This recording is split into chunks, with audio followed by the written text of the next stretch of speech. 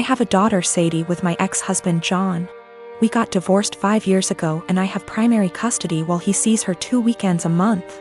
Last year, he got married to Amanda, who has sole custody of her kids from a previous marriage.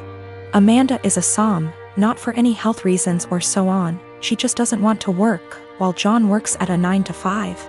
He makes good money to support them, but not enough to live in luxury. I have a much higher paying job.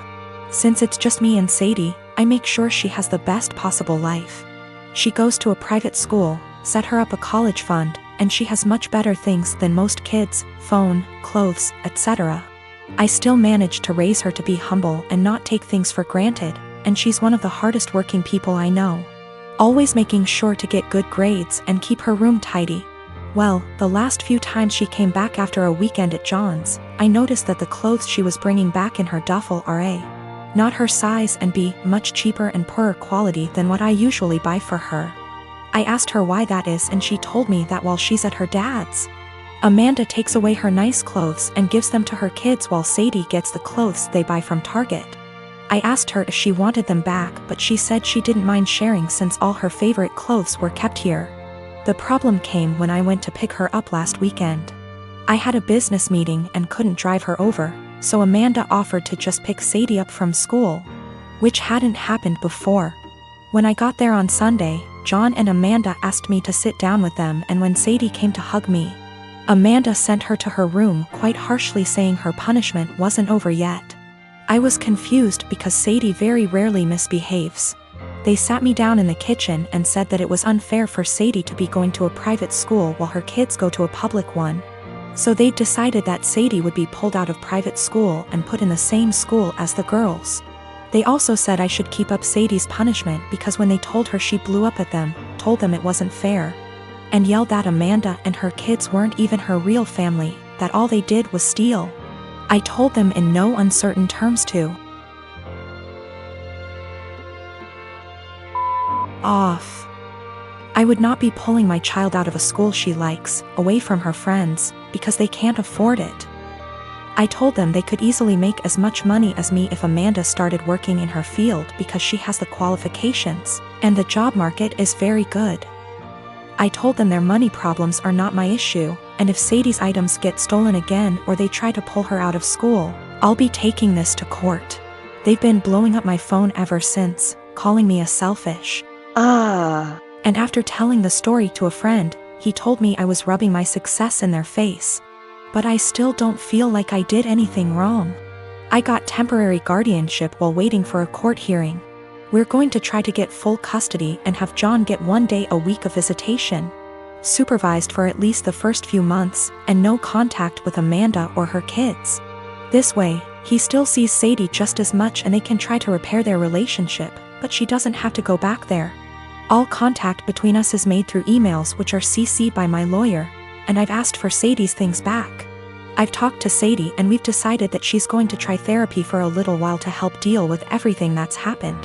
We've had the hearing and our custody arrangements been modified. Any and all decisions relating to Sadie are made by me, and me alone.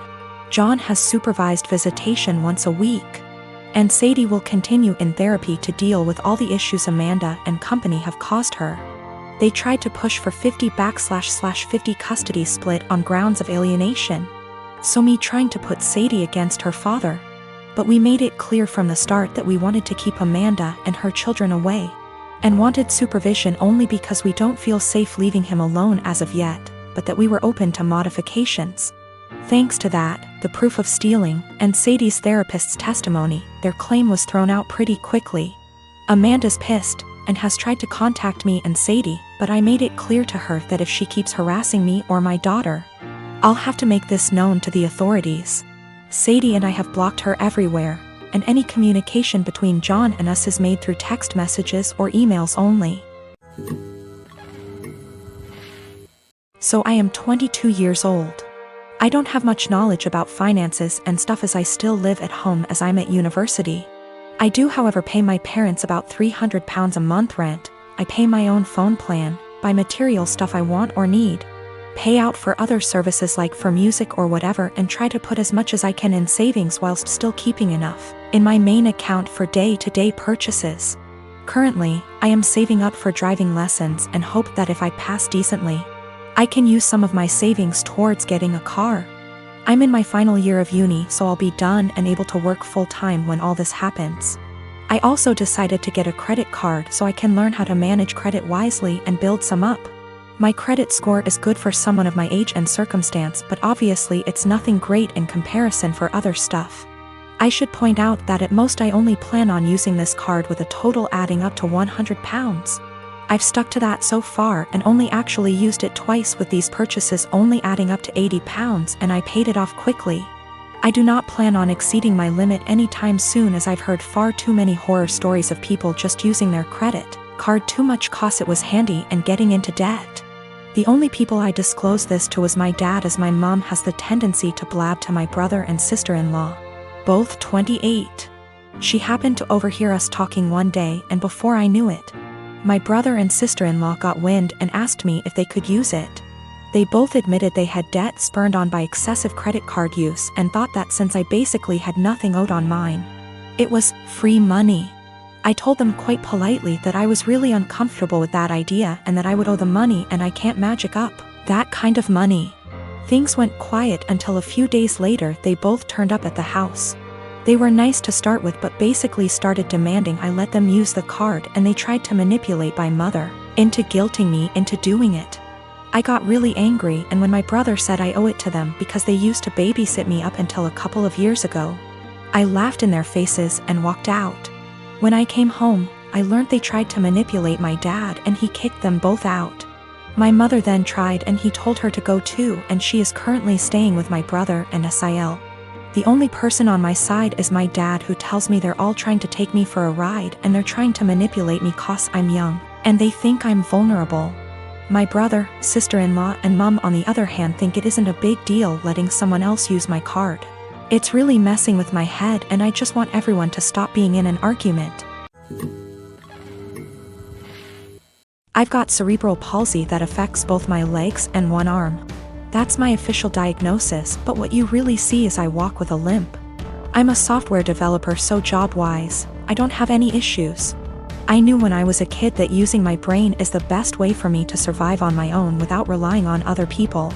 I haven't had the chance to get my driver's license, but according to therapists and doctors that shouldn't be an issue. That's the background about me. My girlfriend and I have been together for a year. We met back in April 2020 of last year, and we decided to get together in May 2020. I told her about my disability before then, but she wanted to try and make it work. We video call on Discord every day, almost always when we're awake, and recently we've been going on dates. She's more than happy to lend me an arm, and she notices things about me that even I miss myself. Outside of my family, she's the most loving and caring person I know, and she's my motivation to do better and improve myself. Honestly, I never thought I could find someone I trusted enough to share my more negative thoughts and problems. I always tried to seem happy so I don't worry others. The emotional support she gives me is really irreplaceable. The problem is scared that, in the future, she will have to take care of me, or most of the work will fall onto her. To make matters worse, her mom has been telling her for the past few weeks to break up with me because she can find better, and she doesn't want her to have the burden of caring for me. She's also really afraid that I will get arthritis early due to my cerebral palsy, and if that happens, a lot is going to be on her. I've tried doing things like stretches and exercises to maintain and improve my muscle tone, but she is still afraid I'll get worse. I'm an introvert, I don't know a lot of people, and honestly, I don't even know the options I've got to look at. I want to prove that I can be independent and that if things do go wrong, it won't just be on her. I'm in Ontario, Canada. Are there things I can look into and do to assist with my disability, or things I can look into so if things do go wrong, I won't be a burden on her? I'm at the end of my wits.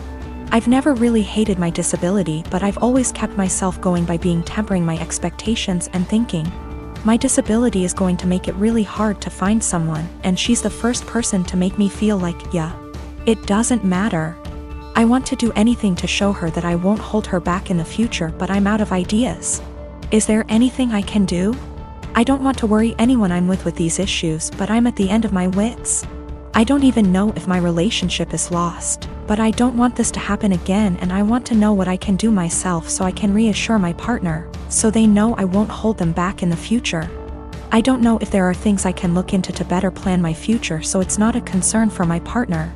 The worst part is, I've always thought my disability doesn't matter.